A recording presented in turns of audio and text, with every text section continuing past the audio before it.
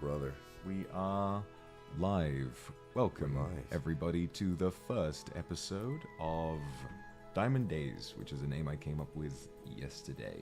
I'm joined today by my good friend Vanta Crowbringer. Today, we are going to be, whether you're on your way to work or to your place of education this morning, we're here to get you up to date on all the things going on in the world, and just to give you a nice presence to have in the morning, some people to chat to, some people to share your thoughts with, and to take that ride and take the edge off this morning. Think of us as a nice hit of caffeine.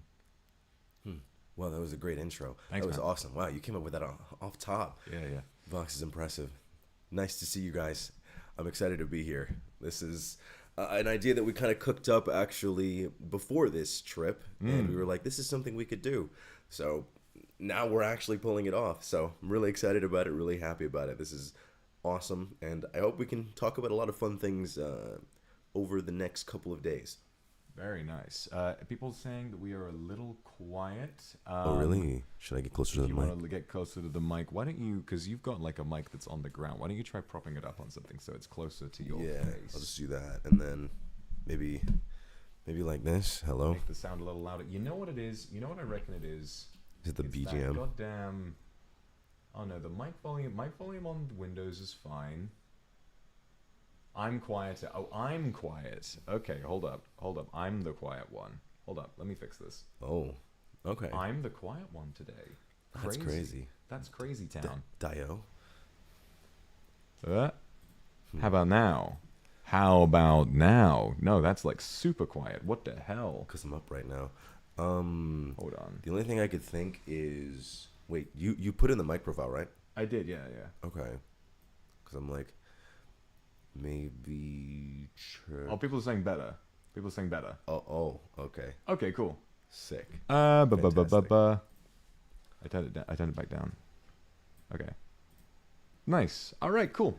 All right, we're so up. So that's us. So this morning, what we wanted to do is chat to you about really anything that sort of comes to mind. First of all, obviously for our first episode, we're making a very good first impression because our own Vanta has overslept. Well, why don't we talk about last night? What did we get up to last night? Okay, so, geez. Honestly, I regret a lot of things last night. I think the biggest mistake was when we went to the karaoke spot after dinner and Alira said, "Oh my gosh, they have a pitcher of lemon sour." And I was like, "What? A pitcher? No way." She was like, "Yeah, it comes with the thing. 0 yen. Look at this." I was like, "Oh, you want to get that?" And she was like, "Do you?" And the rest is history, honestly. I think that was the first mistake of the night. See, the craziest thing about this is that, like, at the start, when we first went to the karaoke room, we were just kind of, like, chilling out. No one was actually singing. We were just, like, chatting and, like, getting food and drinks and stuff.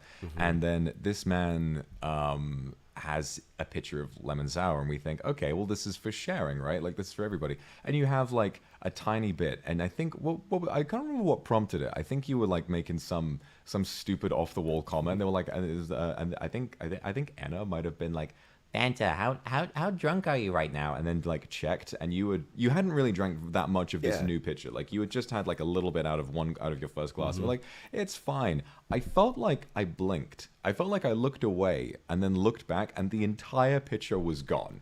The entire thing had just gone into this man's mouth. It was. What can I say?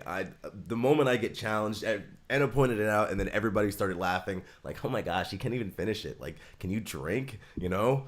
And I took that as a challenge. There's really not much of a way to bend myself, honestly.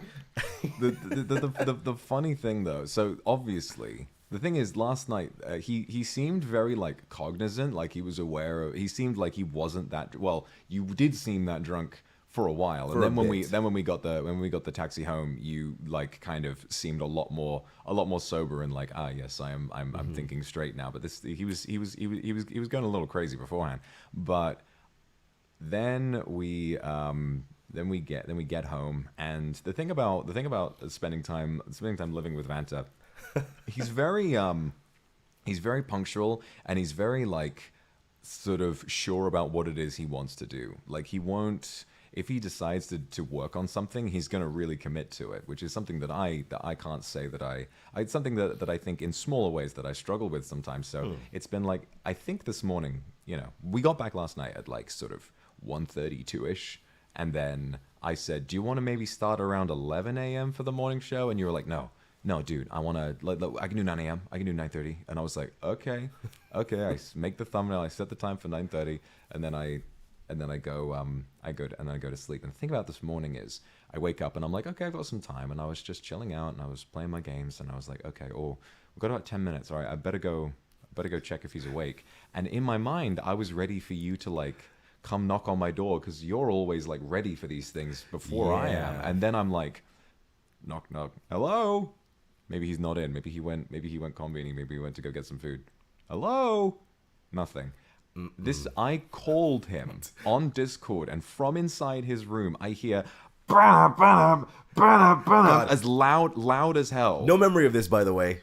Loud as hell. I can hear it from outside the door. It was so loud. This man just straight through it, 100%, like genuinely insane. And so I preemptively delay the stream, and because his door is locked, I can't go in and like rouse him. But also, I wasn't sure how hungover you would be, so I didn't want to like genuinely piss you off. But then he woke up, and now we're here. And before we move on, actually, I have a story from my own sleep. You're aware that I'm a sleep talker, right? Yes, you record your sleep. I've heard stories. I have this app that records my sleep, and last night I had some of the funniest. Possibly some of the funniest sleep talking I've ever had. I feel like every time I have sleep talking to report on, it's the funniest thing that's ever happened. I'm going to play it into the mic right now. I'm so scared. This, I promise, chat, I promise you, this is not fake. I have not faked this at all. This is real audio that I said at 5:02 a.m. this morning while completely dead asleep. Yes, and when the balls of the contraption are underneath, have it run straight through. Elevate it slightly and then this is the only way we can look impressive in this economy. Please, we have to do this. We shall call them what? Nothing. I just stopped talking. We shall call them the balls of the contraption in this economy. Elegant. In this economy. Now, that would be hilarious were it not for, real quick, just a couple of nights ago, there was one that I think takes the cake as the funniest one that I've ever done. And I'm trying to find which one it was. About that, honestly. Because I've got so many of these, but oh my God. Hang on a minute. I need to make sure I'm getting the right one here. Hold on. Take your time. I just want to say I am not hungover. Specifically. That's the reason why I was up so late. I was up until 3, almost 4 a.m., making sure that I sobered the fuck up. I drank a ton of water, Pocari Sweat. I did everything in my power to not get hungover. That's why I was late. Right. I was not late because of the hangover. I was late because I was trying to avoid the hangover. I think I was talking about you in my sleep. No way. That's interesting. Crop video. But, interesting. What's it say? That's interesting. Crop video. But, interesting. What's it say? No, that's not it. That's not. Wait. Bands of crow. I forgot your name. I forgot your name in that one. I forgot. Oh my God. What does this man dream about? I don't agree with him personally.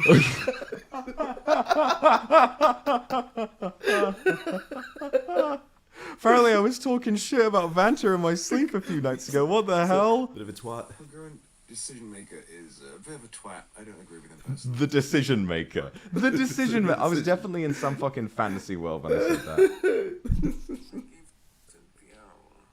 I don't know what I was whining about something there. But there's one I need to find that like.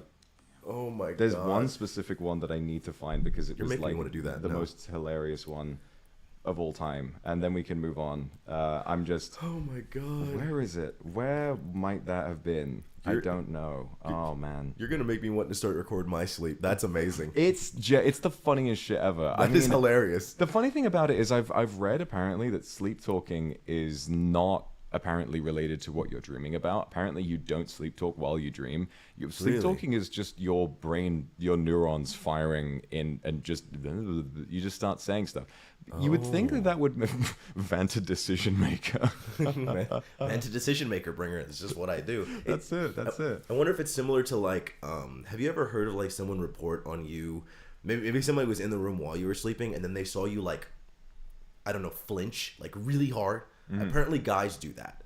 And it has to do with like your muscles or something like going off, like reacting in the moment. Like you'll just like, it's almost like you're flinching at someone, like you're punching them, like, and you just move like really quickly. I don't know. Can anybody in chat report on that? Really curious. I really want to know. Well, if I can't find it, I'm gonna be pissed off. But there was one. Oh no, it's Vanta Bring it. It was literally. I was watching a YouTube video. Struggling to say my name. It's okay. I understand. I feel like most people do. That's why they just call me Vanta. All right. Well, I'll find it another time because I don't want to be spending the whole time doing this. But that's funny. So that was what was going on with me. I was peacefully fast asleep talking about the balls of the contraption. Meanwhile, you were fighting demons in your sleep, and unfortunately woke up a little late. But that's fine. You know, I'm glad that you're feeling okay now. I don't even dream, dude. I can't remember the last time I dreamed. You can't. You don't dream? I can't remember the last time I dreamed. That's literally I have no memory. I feel like if I did, I have no memory of it. I mean, we don't tend to remember our dreams, which I think is so annoying. Like, yeah, it's frustrating. They're honestly. so vivid, and a lot of the time, I mean, I dream plenty, but a lot of the time we don't remember our dreams, and I can't help but wonder why that is. Why specifically are dreams so difficult to remember? And like, you'll have a dream will be a very vivid experience where your body will react to the things going on. Like if you're in a nightmare, you will like sweat and you might like yell or scream in your sleep or whatever it is. But then you wake up and sometimes you can't even remember anything about what happened. I mean, and then when you do, the details are always really fuzzy. Really muddly. From what I know, apparently we still don't really understand why we dream, but apparently it might be your brain taking advantage of the time when you're resting to sort memories from the day into your long-term memory. Like your brain is sort of cycling through a lot of information and putting it in the right place. And dreaming is like what you experience when all of those things are like getting shuffled into the right place, which is why dreaming about having a day about something will sometimes inspire something that's going on in the dream. Or perhaps if you're worried about something, your brain is still kind of active thinking about like travel. I don't know. I don't get this anymore because I've been traveling a lot recently. But if you, when I used to not travel so much, I would get a dream every night before I travel of like, oh, I'm at the wrong airport and I'm stood in the middle of the runway looking for the plane and it's not there or something like that. And then I get really stressed out in the dream and I wake up, I'm like, that was so obviously a dream, but it feels like incredibly real in the moment. So it's bizarre, isn't it? That is interesting, especially considering how people try to explain the phenomena behind why we have certain dreams. I think the most common one that a lot of people can relate to are trying to run away from something and you are unable to properly run and you just constantly fall over, or trying to perform a cartwheel and you can just never do the cartwheel, or the classic falling until right when you hit the ground, everything turns white and you wake up. I don't have falling dreams very often. I kind of wish I did because I think I almost want to experience that. They're terrifying. You know? I feel like I used to have them a lot when I was younger, like growing up. They're the worst. I think one of the scariest dreams that I've had, not in like a nightmare way, but in that way that you were talking about. I had a dream like in my hometown. I remember I dreamed that I was walking along a road and then all of a sudden on the pavement or like the sidewalk, I fell over and my legs were like out in the middle of the road and I was trying so hard to stand up, but I was just sloshing around on the ground. No matter how hard I tried, I couldn't get up. And it was like, you know, Homer Simpson, like on the ground going, whoop, whoop, whoop, whoop, whoop, whoop, whoop. That was what I was doing. I was just spinning in circles on the ground trying to get up while cars were flying past. Didn't want to get my legs crushed, but I could not get up. And it was real. I don't know. That was a very vivid dream that I remember quite well. God, I think about the one that I've had. Because I'm like, that is so specific. And all of them seem to be really dangerous scenarios. Like, I think of the one where I was on a Ferris wheel. And I don't remember who I was on the Ferris wheel with. or was it a roller coaster? I can't really remember. I think it was a roller coaster. I was on a roller coaster, and I was riding it, just enjoying myself, having a good time with whoever I was on there with. And then a giant pair of scissors comes out of the ground and it cuts my restraints on the ride, and I just get sent flying. And then it turns into a falling dream. I get sent flying, and then I fall, everything goes white, and then I wake the fuck up. It is genuinely the most confusing thing. And that is the most vivid dream that I ever had, and I still remember it to this day. That was years ago. That's so crazy. I don't really understand why, but I'd like to know the difference, because I don't know why I stopped dreaming. Like, is it stress? Is it anxiety? Is it something? There's a lot of I know there's a lot of science behind why people don't dream. And it might be to do with, sometimes it could be something like your diet, might be changing your sleep, or just your sleep habits, like how late are you going to bed? How well are you sleeping? True. When you're at home, do you get, is your room very dark? Or do you get plenty of, a little bit of light coming in through the window and stuff like that? Jeez, I mean, I try to keep everything dark, I try to have the perfect environment, no phone 30 minutes before bed. That's good. Try to avoid blue lights. That's good.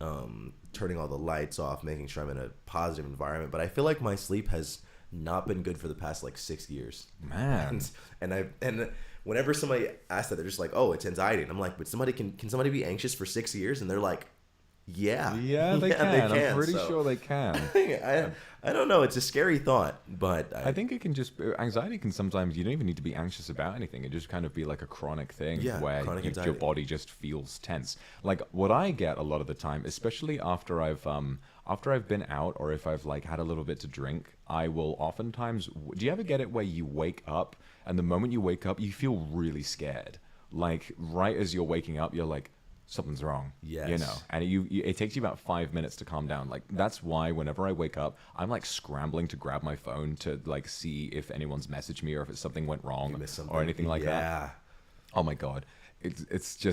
I remember we went to dinner a few nights ago, and when we got out, we were going to go, and Sonny Briscoe, this fucking bastard, I walked up to him, and this guy turns to me and he says, dude, did you mean to tweet that? And I was like, oh, and I realized he was pranking me after about 2 seconds, but the wave of terror that swept over my body when I first heard that, I was like, no, what have I done? It was literally the scariest thing he could have said. And it's I wake up with that kind of fear a lot of mornings, because I don't know, something about drinking, because I don't tend to drink too much these days, but even if I've had a little bit, I tend to wake up with this feeling of while I had one beer in me, I must have done something stupid. I wake up in the morning, I must have said something wrong, or I must have tweeted something I didn't want to tweet, or something like that. And that that fear is always there, and it kind of gets me out of bed in the morning in a weird way, which I guess is good for my productivity, but probably isn't good for my heart.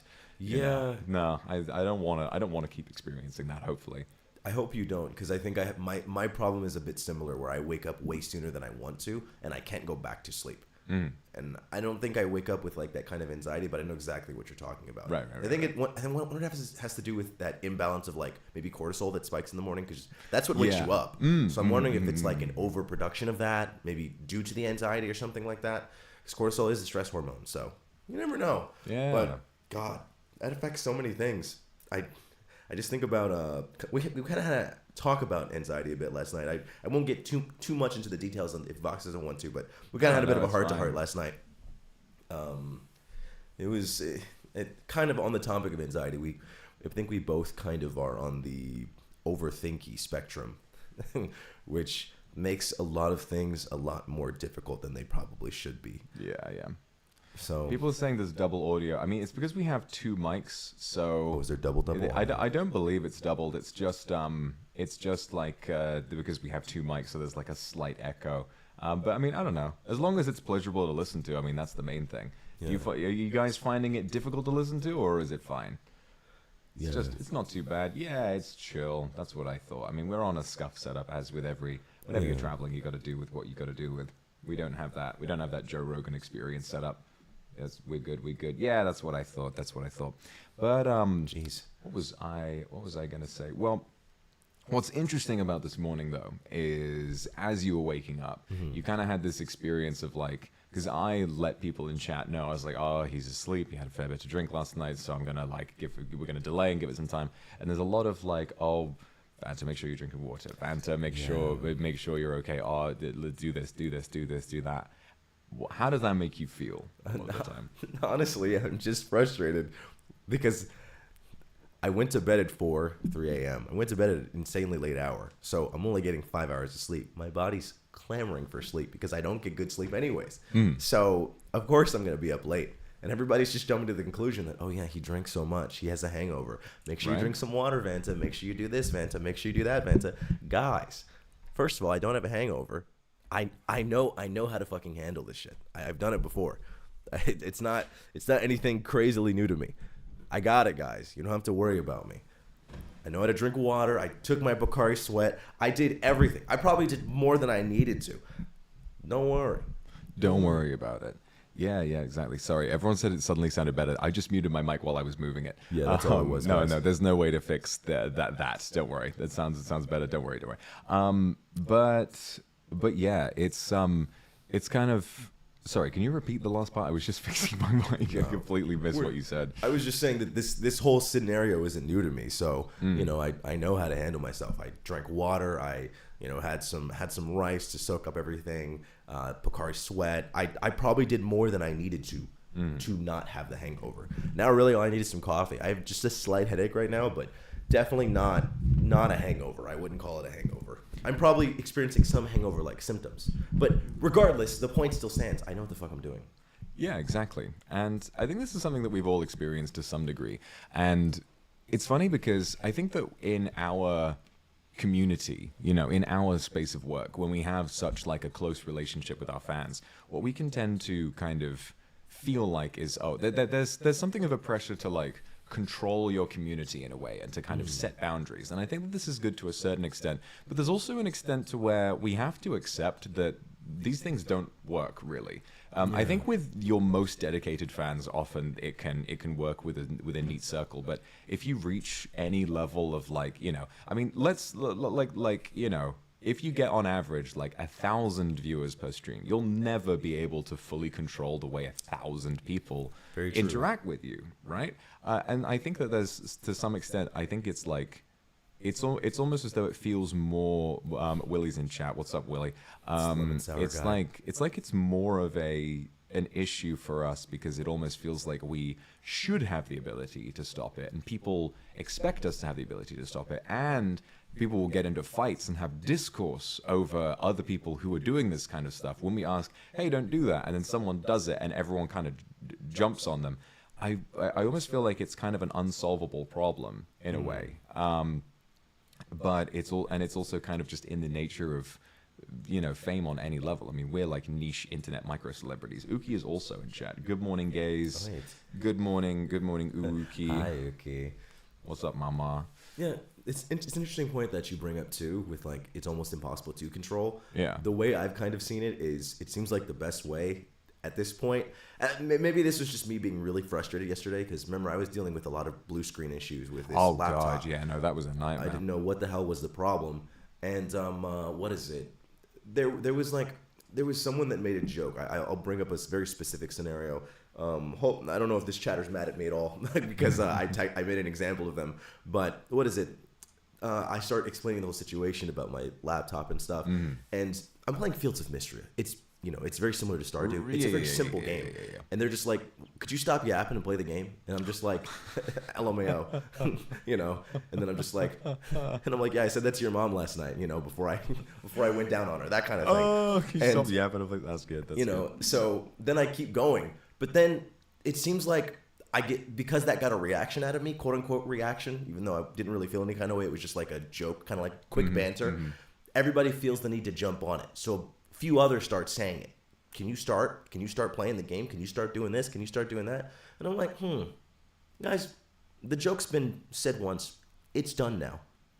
And after a while, you just have to ban people. You know what? You're going to go on timeout. That's I'm going to put you on timeout. There's an extent to which I think we do have a responsibility to cultivate a good fan base, but we should also remember that even if we've done everything right for a really, really long time, that I think that we can only really expect to be responsible for our own stream rather than for like our wider community. Yeah, like if there's like discourse on Twitter or something and they're like streamers should make a statement about this. It's like, well, this was just someone from the fandom who decided to do something, and it's like, well, I don't know what I had to do with this. And then what you wind up with is like, suddenly you're like setting boundaries every other day. You're being like, okay, here is a new rule, here's a new rule. There was a time a couple of years ago where my rules and my stream was like 4 paragraphs of like the core tenets of being a fan. This is what you must do, because I was just like, I don't know how to fix this, and the answer is you kind of can't, you know.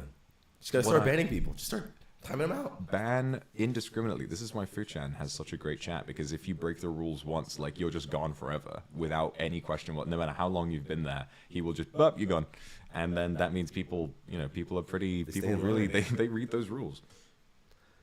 Yeah, I'm just, at this point, I think I've reached a point of fatigue where it's like, okay, you said the joke once, everybody doesn't have to jump on the bandwagon, we're done. I'm going to time you out. You're going to think about what you did. And if they don't come back, then bye, you know? It's why chat interaction overall, I think it can be kind of a blessing and a curse. It's so much fun for sure. when you guys are on the same wavelength and everyone's sort of joking and doing the same thing. And I think there's also something to be said about how nice it is to have fans who are kind of, who are like not, don't have English as their first language, because I know a lot of our fans tend to just kind of listen to our voices and they kind of understand it on a basic level and might just chat with emojis and stuff. And I think this is nice because it kind of gives you feedback, but it doesn't mean that, but no one is going to try and steer the stream in their own direction. No one's going to try and derail in that way. And I think there's something quite nice about that. But I think to an extent, it's almost one of the biggest motivations with streaming when you want to grow your audience, you want to grow your viewer base, because it means that one person has less power to derail the stream. Like if one person in a slow chat shows up and tries to derail, then they get a lot more attention than someone getting buried under millions of comments. Yeah, it's harder to ignore someone that is particularly outstanding with some of their words or some of their comments. Maybe they're making really like inflammatory comments or inflammatory remarks, and it's harder to ignore them if it's a slower chat because their message is just kind of sitting there. It's just sitting there forever, and you're just like, ugh. You know, like you want to delete it, you want to do something, but it almost feels uncomfortable, quote unquote, to do so. Right. You kind of feel like you're ruining the vibe. Even though technically their comment is ruining the vibe, you'd feel like worse for deleting their comment or timing them out or banning them because it just feels wrong. Yeah, it's a strange dynamic. One person showing up, just like it almost feels like it's your, you know, it's your stream, it's your chat, and that one person is like, okay, well now I'm doing a bad job, right? Yeah. So it's a pretty interesting thing, but I think it makes me wonder what the solution is and how to live best with that, because so many careers in this life have like pitfalls and traps, and they've had people who've figured out what the way around it is. But I feel like with fame, we're still kind of figuring out the best way to do this sort of thing because it is so new. I mean, with obviously, you know, if we consider like the past 100 years or so, the invention of like the radio and then television and then the internet, especially with how fast, how famous a person can get, which throughout history was never possible before. You would need to be a king, royalty, or you know, something like that in order to be famous on that level. No ordinary person ever became famous, and so you wouldn't have to worry about it. And I think even to this day, no matter how famous you are, you still kind of struggle with the same sort of thing. Something that I've been seeing a lot is with I don't know much about the film, but Ariana Grande and Cynthia Erivo going on tour doing the marketing, sort of the press tour for the Wicked movie. And there are a load of people making a ton of comments about how Ariana Grande looks a lot skinnier than usual, and they're saying, "Oh, this is unhealthy. Something's wrong here." And it's crazy because you don't know what's going on in her life, and it reminds me of, you know, the magnificent Chadwick Boseman, and how did we learn nothing from the people who are making all of these rough, nasty comments about like, he's lost so much weight when that guy was fighting a battle we knew nothing about. Why is it so hard for us to not speculate, especially not to speculate about people, speculate about people we don't know, but also to speculate in a very public way. In social media, you'll speculate and it will be seen by millions and millions of people. A lot of the time, the person you're speculating about will see it, and that has an impact, you know? Yeah, even if it's a minor one, you know, you're just like, I'm one person in the sea of hundreds of millions of fans. So why does my one criticism is what they claim to call it, a criticism. Criticism is so funny. Like someone will show up in your chat and tell you to kill yourself, and they'll say, "Oh, this guy just can't handle criticism. This guy just can't handle criticism." I was criticizing his life. I think that he should just stop with that. Yeah. That's just criticism, dude. He's got to stop. Cut that out, bro. And it's so interesting how people take that and they're just like, oh, yeah, it's like it's their privilege, it's their right to say these things. Exactly. And they're like, you can't take my right to free speech. And it's like, okay, well, I can also just ban you, from my chat. It's like, all right, well, you have the freedom to say whatever you want. I have the freedom to ban you from this space that belongs to me. Sorry. Exactly. It's like, oh, my freedom of speech. You know what's so funny? The whole, I certainly would be in support of the idea of freedom of speech. I think it's very important that everyone gets to say what they believe. Mm-hmm. But the thing about people who are the most passionately outspoken about freedom of speech, they tend to really not like speech that disagrees with them. True. They kind of believe that free speech is the freedom to speak on, I was like, oh, only people who agree with me want free speech, and anyone who disagrees with me wants to censor me. But then when someone speaks in a way that completely disagrees with them, they kind of want to shut that shit down, and it's just really funny to see a little bit of that hypocrisy. But I kind of think it's a little bit of a negative feedback loop with that, right? Where it's like one group dislikes other group, one group says bad thing about this group gets mad and says bad thing about this group back, and then what you have is group A kind of thinks, because group B said nasty thing, we should say it back. But then what you run into is also group A says, well, why does group B keep saying this about me? And there is a feedback loop there where no one's really wrong for feeling angry at either member of each group is not wrong for feeling mad at someone of the other group. But you also have to realize that maybe that chain of bad sort of press has to stop. The buck has to stop somewhere. But it's not really anyone's responsibility to stop it, and so it will keep happening. A lot of the time it is just sort of a petty revenge of like, oh, well, you said something nasty about me, I'm gonna say that shit back to you. But that means that in turn they will then feel the same way you did, and then it will come back, and then it will go back and forth and get worse. And I don't know what the solution to that is. Yeah, honestly, I just feel like it's one of those situations where it's an age-old debate, and I think it's one of the reasons why a lot of content creators never get into the realm of the P word. Yeah. Because a lot of these things are so controversial, because what's really sad is that the reason a lot of people argue, and they argue endlessly, and they will argue until the end of time, is because at the end of the day, it's really just like a relationship. People are not remembering that what's really happening is two of us are arguing over a solution. And both of us have very different ways of arriving at that same solution. Both sides want the same thing. They just want the greatest outcome for everyone. However, both sides have a completely different way of doing that.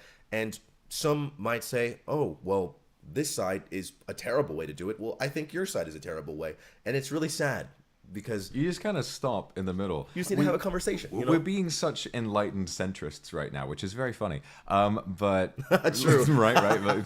But very safe. We're just making sure. Okay, staff, listen, we're fence sitting right now. Very fence sitter take. But I mean, I don't know. I've seen some. They don't even know what issue we're talking about. This is broadly about the concept of debate in and of itself. We're not discussing anything like that. But oh god, it's but that's the thing.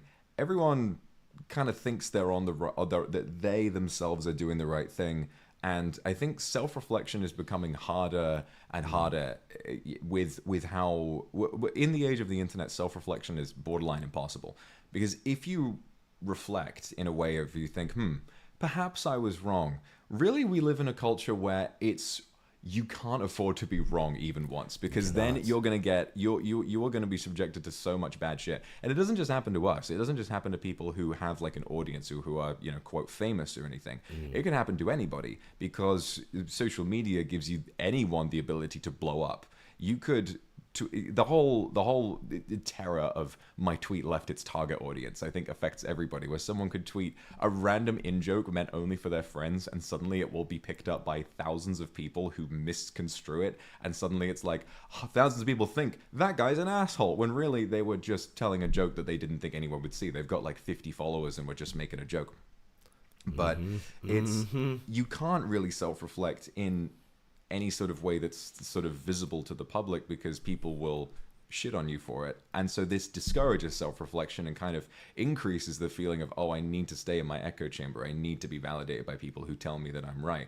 And really, I think that maybe this has always been the case, but I think nowadays more than ever, it feels like people who are in one camp will never really change unless they go on a genuine like journey of self-discovery, Yeah.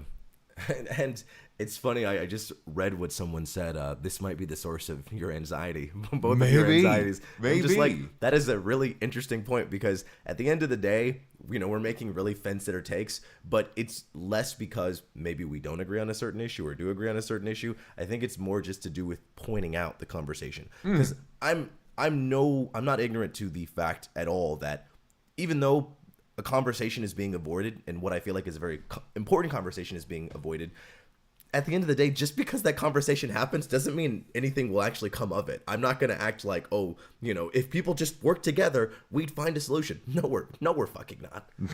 Absolutely not. I am not implying that at all. I just want people to be aware of that.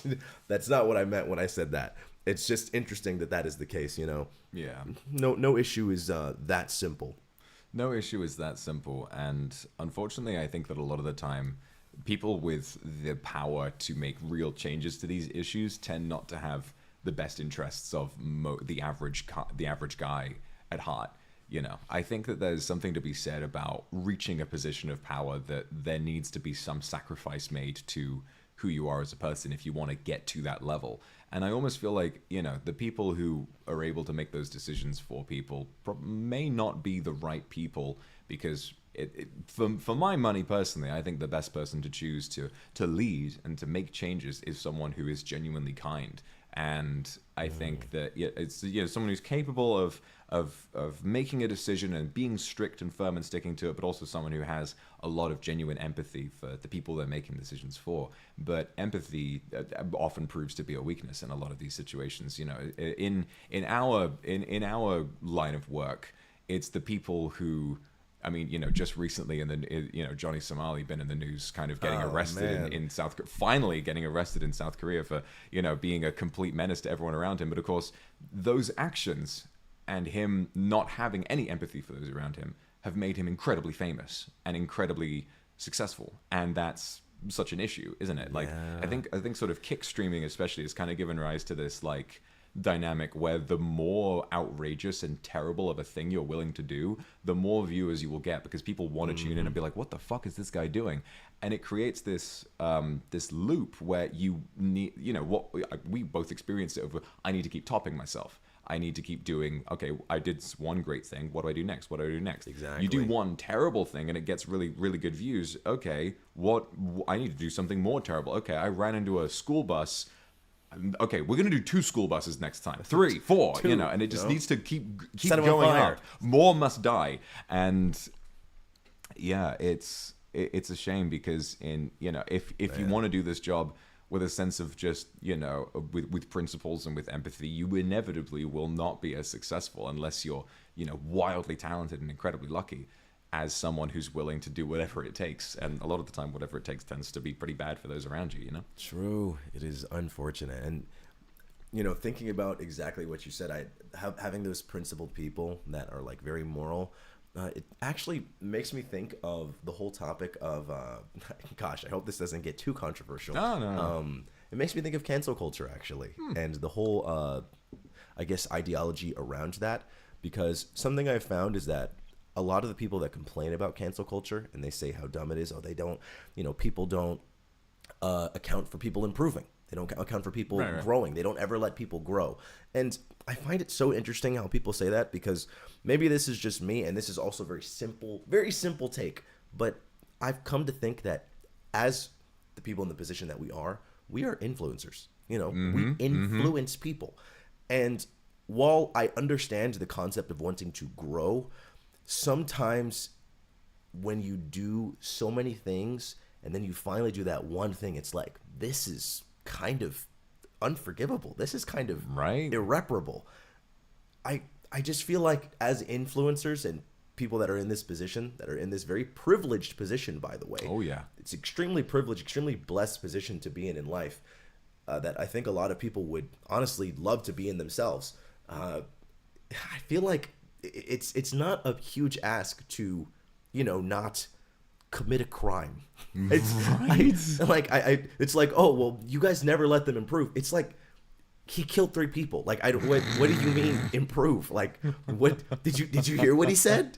Did you see what he did? I feel like it's not much of an ask, Still did what they did. I think that's the thing, is that there's very much a line in the sand drawn with that, where it's like, on one side of the line you have things that are plenty like, okay, this person clearly made a mistake, and if they're sort of definitely, and they made it that, like, there's a difference between a mistake and a repeated pattern of behavior that is causing immense harm. And I think that, like, there is always a line in the sand to be drawn, but there are some things that some people do. I mean, we think back to how many.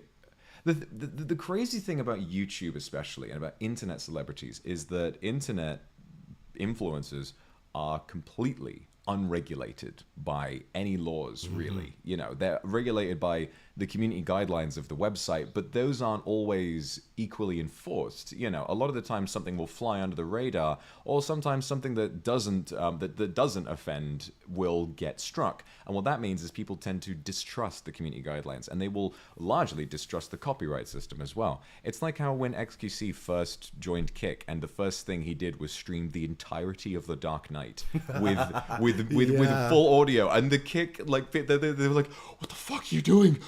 It's your first day, But because there's such dialogue among YouTubers about IP and copyright, and being like, fair use, I can do whatever I want. There comes to be this point where people kind of don't feel as though they have any responsibility whatsoever for their own actions. And this makes me think back to 2016 era YouTube, when being edgy was kind of the main thing, and kind of, it's funny how I think back to that time, it almost pales in comparison to what people are doing these days.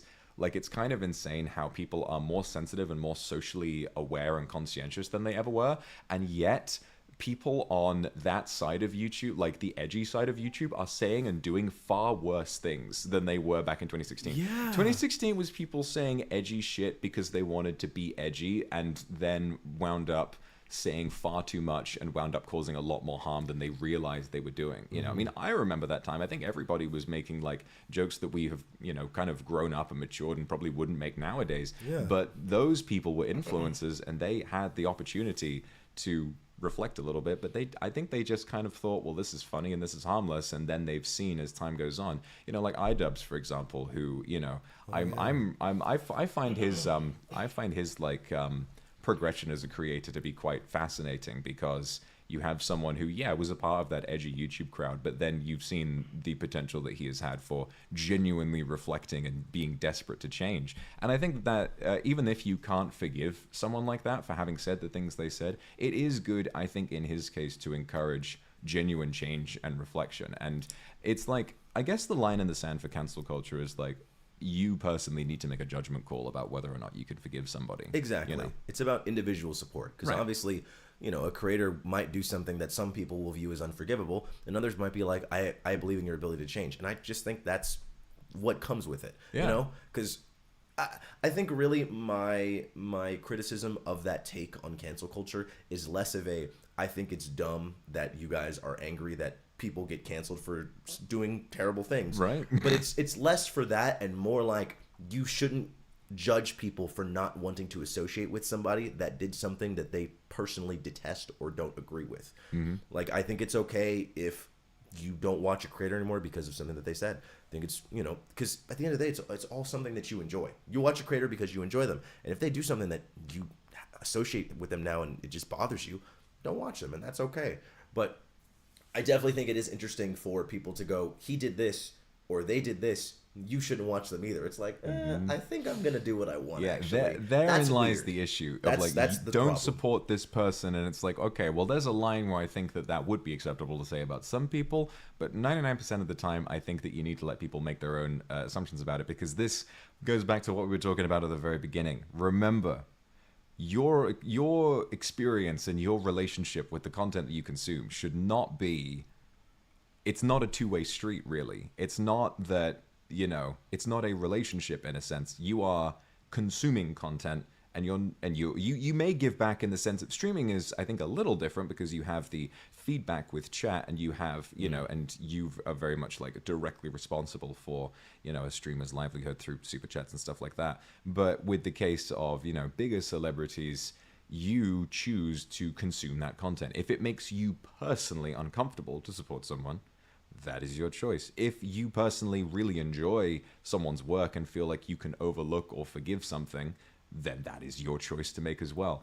It's definitely something that I think on the subject of cancel culture that makes me a little sad sometimes is how often, every day, it feels like I look at Twitter and every single day there is a brand new thread of, I will see someone will tweet something about, this movie is cool. This TV show, I think it's great. This game, we're selling this game.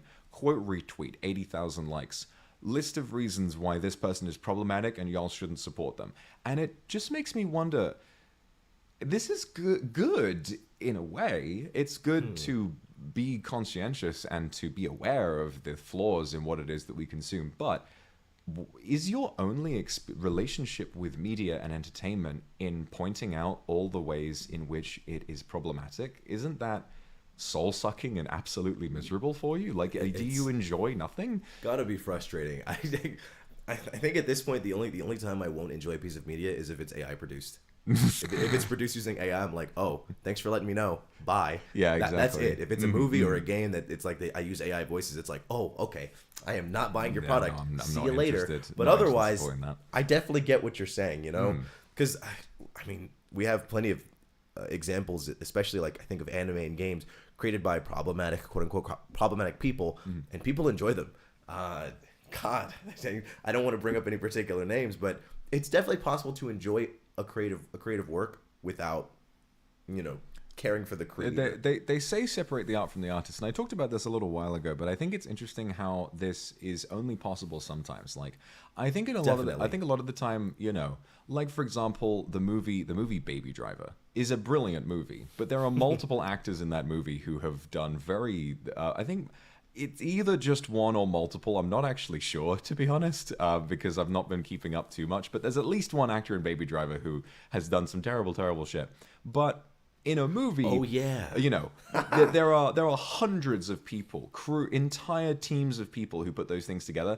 So I almost feel like I can watch the movie Baby Driver without feeling like I'm supporting something bad, because I know I'm supporting a team effort made by thousands of people, and that the main creative vision behind that project was someone that I really care for and want to support. And also, that may be an actor who did something bad, but the character they're playing is a different person. And even though you can be aware of it, I feel like it's easy enough to kind of look past that. Although that depends on who you are as a person.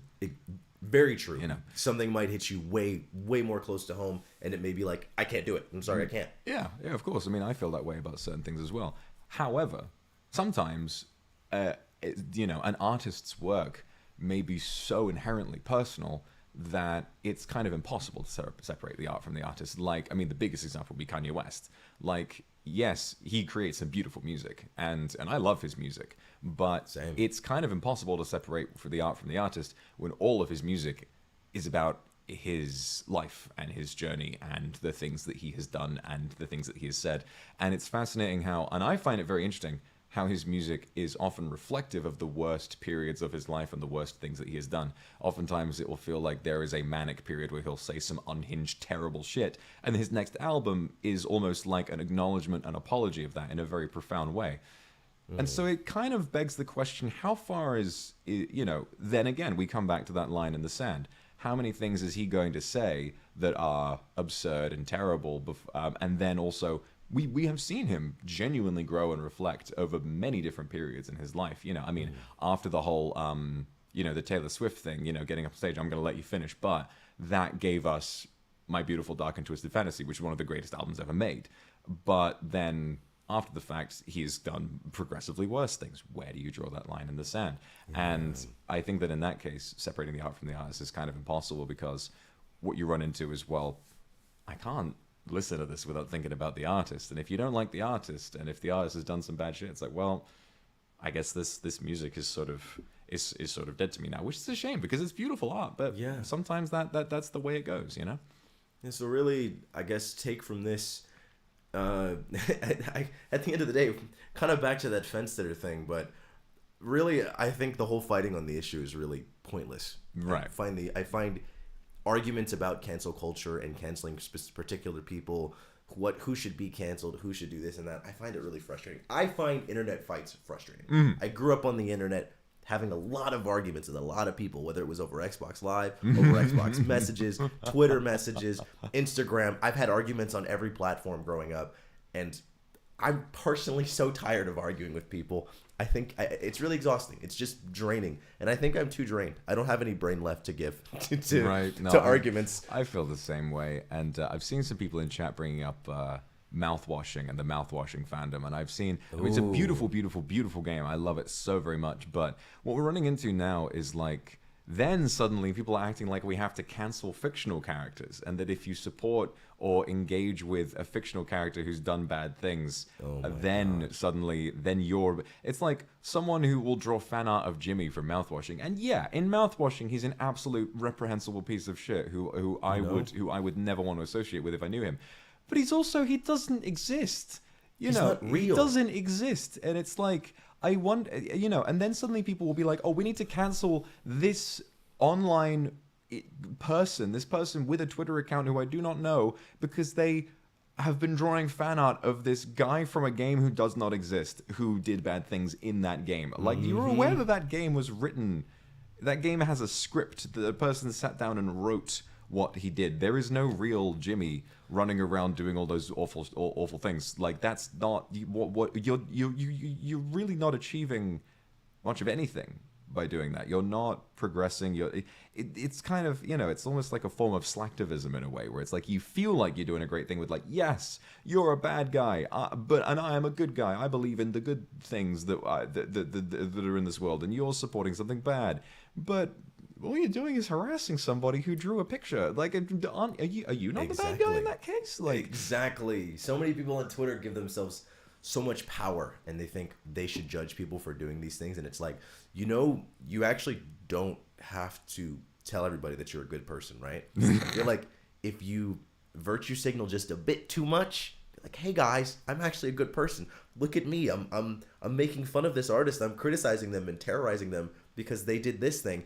And this character that they drew did all this. It's like, when is this even a new thing? People drawing Jimmy, like, there are people who've done way worse things. I think of a fandom I was a part of, the Final Fantasy XIV fandom. Oh, yeah. People are in love with Emmett Selk. And if you don't know who that is, Emmett Selk is a character that is trying to resurrect his fallen brethren. And the only way to do that is to literally commit genocide. Right. By the time we meet him, I think 3 or 4 planets of people have been killed.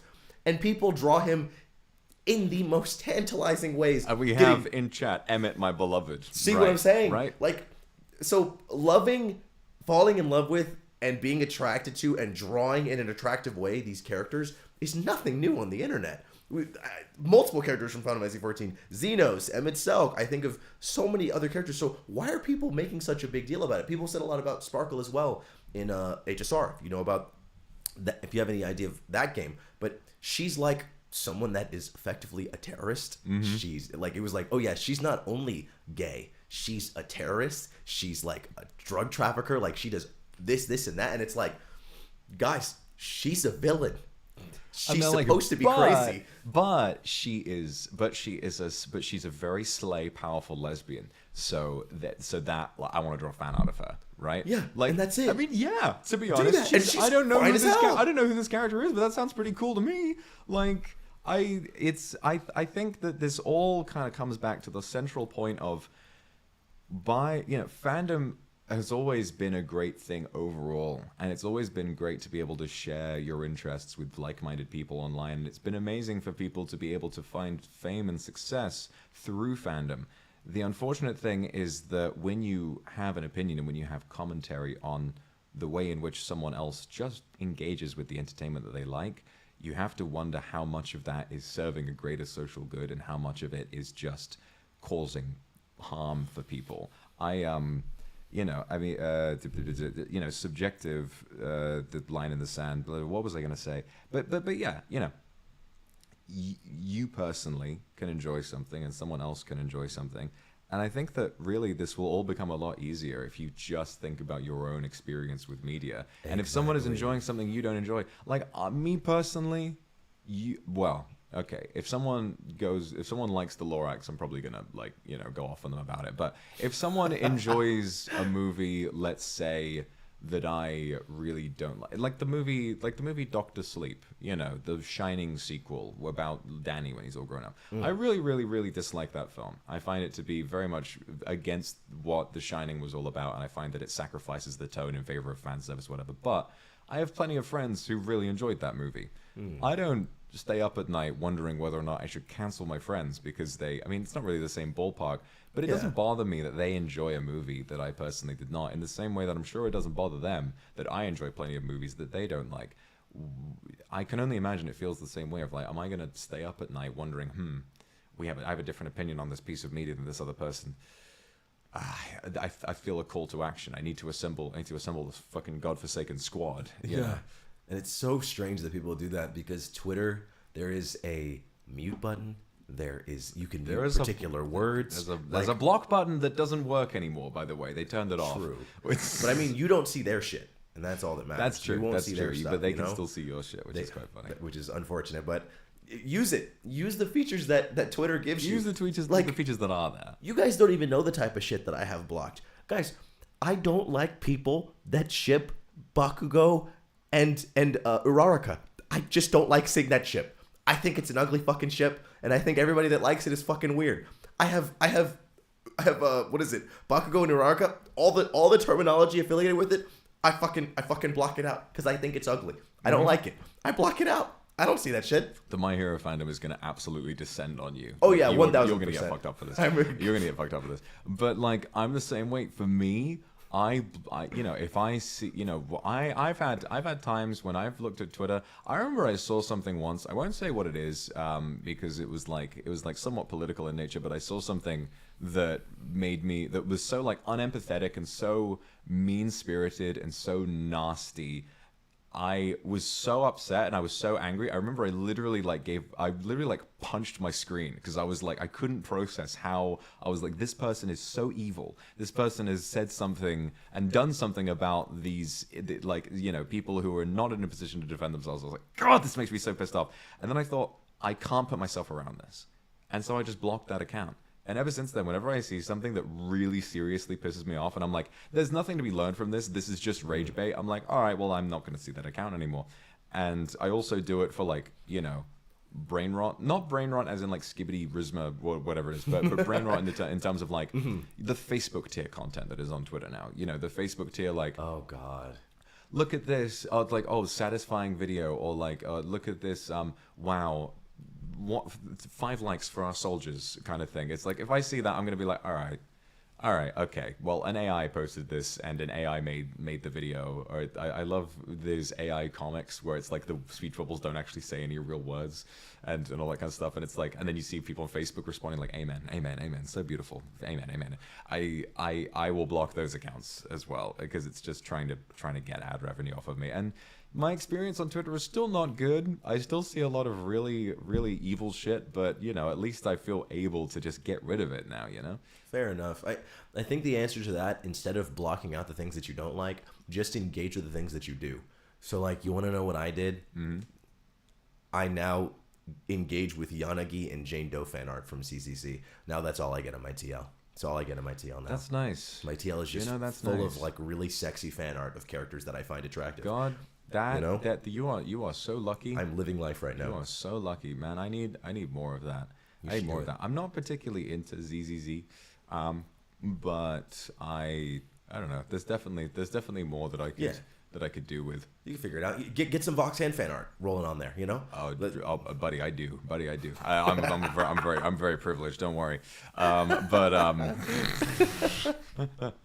very privileged in that way. Maybe I should just follow like a load of.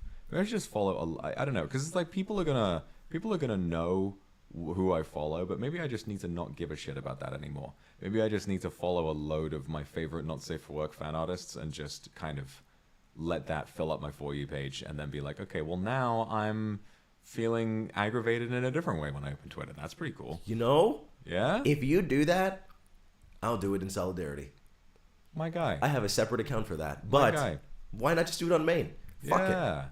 Yeah, we should. We should. That's what I'm going to pose to chat. If you want to follow or to publicly support someone who creates not safe for work artwork or content, if you personally enjoy it, why not? Why not? Just go ahead and do it. We only live once. I guess the problem is that it kind of indicates your taste to everybody, you know. Like, I'm going to go out there and I'm going to start liking a load of Overwatch SFM artists, you know?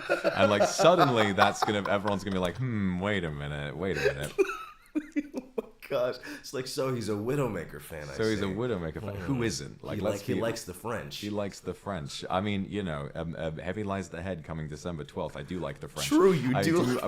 We sing very well together. NG colonizers. But it's like...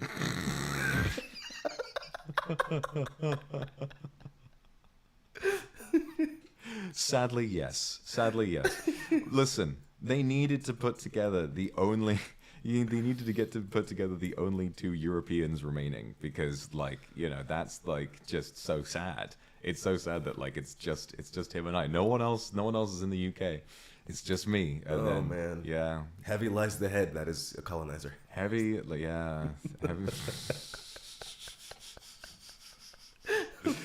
Rule Britannia rules the way. I mean, speaking about cancel culture, dude, we're gonna get fucked up by that, but that's fine. We are? No. But it's pretty funny. But yeah, you know what? I think that's a good idea. But it kind of does, you know, whether you want to fill your TL with intense political discussion or whether you want to fill it with pornography. I think the right thing to do is. People say it all the time, but you must learn to curate your online experience. Oh God, yeah, no, of course. The thing is, right, guys? Obviously Ike is in Europe, but I sometimes forget that Sweden is in Europe. To be honest, like I don't know. I genuinely kind of forget about that sometimes. Yeah, I wouldn't even know that. So I just found that out today. Just learned something new. I feel like I view Scandinavia as its own corner. You know, I keep thinking of Europe as like the UK and then whatever's below it, like France, Spain, Portugal, Italy, and all of that kind of stuff. I keep forgetting. But what were you saying, sorry? Oh no, I just was saying I learned something new about Sweden. Didn't know that. Honestly, it's not knowledge I think I would ever have to know in my life. You know, but I mean, maybe I will. Maybe I do plan on visiting that area of the world at some point. I've been to Norway. It's very beautiful. You know, I believe that. I went on a cruise quite a few years ago now. I've never been on a cruise other than that. I've been on plenty of boats, but that was the first like cruise I went on. It was a very good time. The fjords are very beautiful, so I'd recommend it if you ever had the urge to go and see some mountains and go walk in the in sunny Norway when in the summer and see some beautiful landscapes. It's definitely what I would recommend. Seeing a glacier. I'll never forget what that glacier looked like. The thing about traveling is that they say, oh, when you go, because of the internet, you'll never be able to discover something for yourself. You'll never be able to go somewhere and see something for the first time because you will have seen pictures of it online. Very true. The thing is, pictures will never do justice to being there in person. They do not. And I think about that glacier. I have a pic. It was old, like 7 years ago or something. I took a picture of that glacier. I remember that glacier is fucking huge. That glacier is so massive in person. I was like, the wonders of the world. How has this much ice showed up here? This is incredible. And I took a picture. It looks like a fucking wet paper towel on the top of a mountain. It looks fucking pathetic. You'll never be able to drink in the majesty of the world if you just view it through your computer screen. So you gotta, even if you might have seen, what you've essentially seen is What's the word?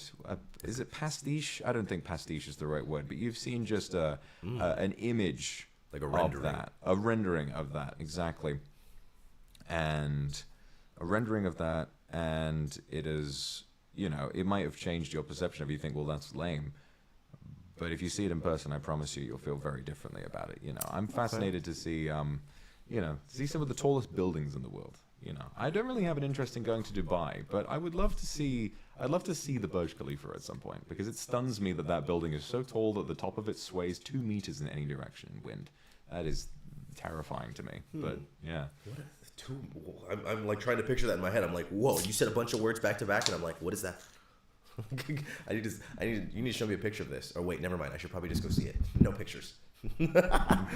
Exactly. Well, it's the tallest building in the world. It's is massive.